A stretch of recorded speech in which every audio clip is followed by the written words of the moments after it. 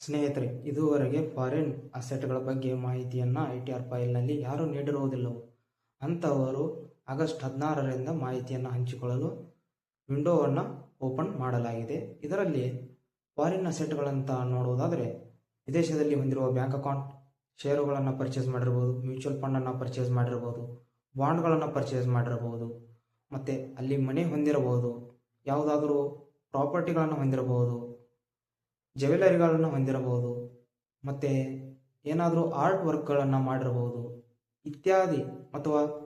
ಮತ್ತು ಅವರು ಮಾಡ್ತಕ್ಕಂಥ ಜಾಬದಿಂದ ಬಂದಿರತಕ್ಕಂಥ ಆದಾಯವನ್ನು ಇವೆಲ್ಲವುಗಳನ್ನು ITR ಫೈಲ್ನಲ್ಲಿ ತೋರಿಸಲು ಆಗಸ್ಟ್ 16ರಂದು ವಿಂಡೋ ಓಪನ್ ಆಗಿರುತ್ತದೆ. ಅಲ್ಲಿ ನೀವು ಕೆಲವೊಂದಷ್ಟು ಲಿಮಿಟೇಷನ್ಗಳನ್ನು ನೀಡಿರುತ್ತಾರೆ. ಆ ಲಿಮಿಟೇಷನ್ಗಳನ್ನು ಅನುಸಾರವಾಗಿ ನಿಮಗೆ ಕೆಲವೊಂದು ಪೆನಾಲ್ಟಿಗಳು ಅಥವಾ ಇನ್ನೊಂದಷ್ಟು ಎಕ್ಸಾಮ್ಷನ್ಗಳನ್ನು ನೀವು ಹೊಂದಿರಬಹುದು. ಅಲ್ಲಿ ನೀವು ಸರಿಯಾದ ಮಾಹಿತಿಯನ್ನು ನೀಡಬೇಕಾಗಿರುತ್ತದೆ.